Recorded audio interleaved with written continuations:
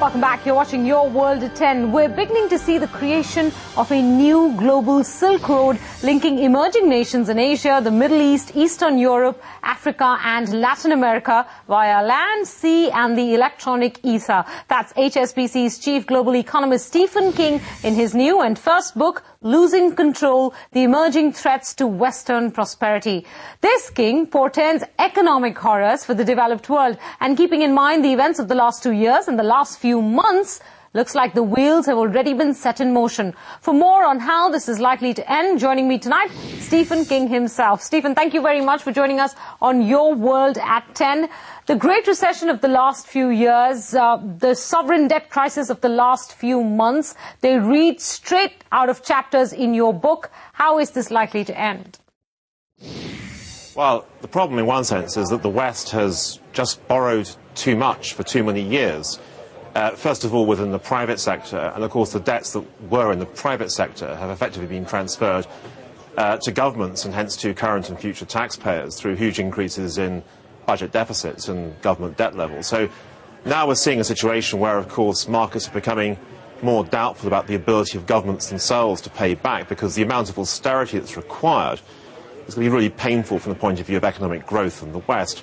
And it simply emphasises the point in the book, Losing Control, which is that the West, in one sense, is going to suffer, and the really big growth engines for the future will be China, will be India, will be many other emerging nations. I think also it's important to recognise that if the West does go through this period of ongoing austerity, then it's doubly important in one sense that the emerging nations increasingly trade with each other. And that, I think, is going to happen. We've seen some patterns of this taking place over the last 10 years. It's going to come through more and more in the years ahead. Stephen, I'm going to question you a little more about the trends that you talk about in your book. But before that, your assessment of the current situation across Europe, default was an unlikely outcome, at least a few months ago when we spoke to economists in Europe. But now, with the way the Eurozone's been dragging its feet when it comes to a bailout, what if there is a default? What if it's not just Greece, but maybe Greece plus one more or two more Eurozone countries? What happens then?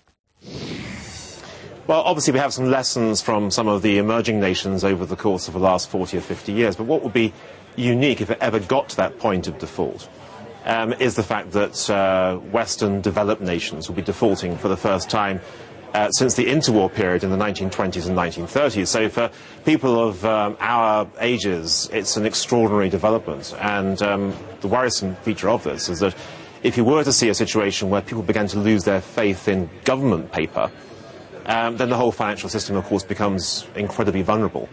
So it's not just a case of saying that one country or another country might default, but rather that the whole financial system would be really staring into the abyss under these circumstances. So I think it's important to recognise that given those risks, one still is hopeful, at least, that some kind of solution can be found within the Eurozone. This is a game of chicken to a certain degree, but it's a game that it could still end happily.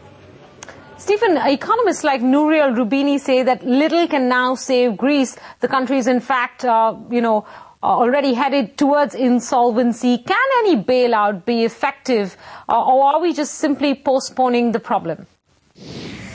Well, first of all, the help has to go on for years, because the problem now, of course, is that long-term interest rates for Greece, for other countries, are now very, very high. And the problem there, of course, is that the ability to fund your borrowing and your debt given those much higher interest rates, goes down, and therefore the amount of austerity you have to deliver goes up, and the whole thing becomes a vicious circle. So the importance of any kind of deal, any kind of bailout from the Eurozone and the IMF is to try to prevent the increase in market interest rates from actually having a big impact on the amount of extra austerity that's required. So basically drive a wedge between the cost of borrowing for the country relative to the yields on government debt.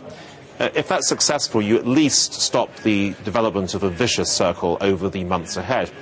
But the critical question really is still, even with that help, can Greece and can other nations reduce the amount of borrowing that they're doing? Because they're borrowing not just to try to cover their current expenditures, they're also borrowing to cover the interest on previous borrowings, which of course becomes a vicious circle. So it's very important that borrowing comes down over the next 2 or 3 years. And of course the whole point of an IMF restructuring package is that it gives you specific targets that you are supposed to meet. The big political question, this is one we can't answer at this stage, will be answered slowly over the course of months and years ahead, is whether these countries have the capacity to deliver the austerity that will be required to make their fiscal numbers eventually add up. So you can't see the IMF deal as a solution. It is a process that smooths over the adjustment, but it doesn't guarantee in itself that the adjustment will happen. How long will it then take, Stephen, for this sovereign debt problem to work itself out of the system? Well, it's going to take years, unfortunately, because the truth of the matter is that the size of deficits is enormous. The scale that we're seeing in terms of interest rate increases in some countries is worrisome. And the whole mixture is effectively one which suggests that we could see pain coming through for really quite some time. This is not going to be an easy solution. It will take a number of years. And it will take years because the depths of the crisis during the course of 2007 through to 2009 were so great that governments have ended up with far more debt than they ever expected. This is going to be a tough period. Well, tough period, or as you put it in your book, the new reality of the Western world is years of austerity with enhanced financial market volatility. But the truth is, Stephen, that even if the West is in decline and the East is on the rise, it's such an interconnected world that we cannot escape the ill effects of a West being in decline. What do you think of that? How do you assess the impact of the toll that this will take on global growth? Well, my book is about relative changes, not absolute changes. If the West is in relative decline, then clearly someone else must be in relative ascendancy. I think the key issue here is that when you look at the relative performance of economies around the world over the last 20 or 30 years, the West has not done particularly well. It's done all right, but nothing particularly fantastic. Some nations in the developed world have actually stagnated over this last 20-year period, for example, Japan. But other nations in the emerging world have gone from strength to strength.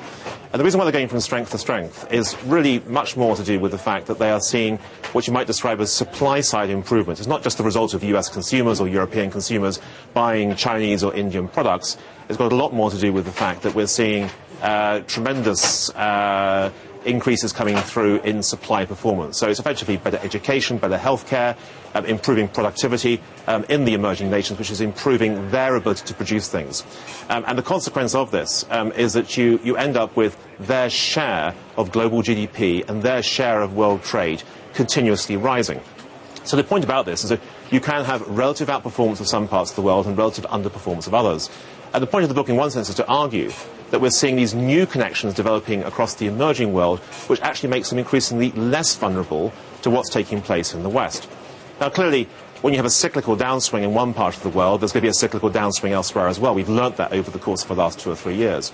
But what's been interesting about this period is that the resilience of many of the emerging nations has proved to be far greater than the resilience of the West. And one reason for that is that the West is covered with this very large amount of debt, whereas as far as the emerging nations are concerned, they're actually fairly debt-free. Stephen, this is a trend that has been much talked about, right? Whether it's, the world is flat or the coinage of the BRICS acronym. My question to you is that many of us in the emerging world do understand and appreciate this shift in power. Do you see policymakers in the West actually cognizant of this trend? And do you see them doing the right things to ensure that this shift in power is not a destabilizing one, but more one, as you put in your book, of aging gracefully?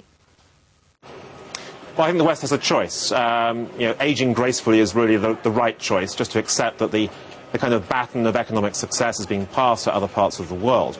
The big danger, of course, is that the West resists this process. There's no doubt that when you look at what's happened to income inequality in the West, what's happened to, for example, rising unemployment levels in the US, what's been taking place in terms of, let's say, the rise of state capitalism in the emerging world, the West, to a certain degree, feels threatened by these trends.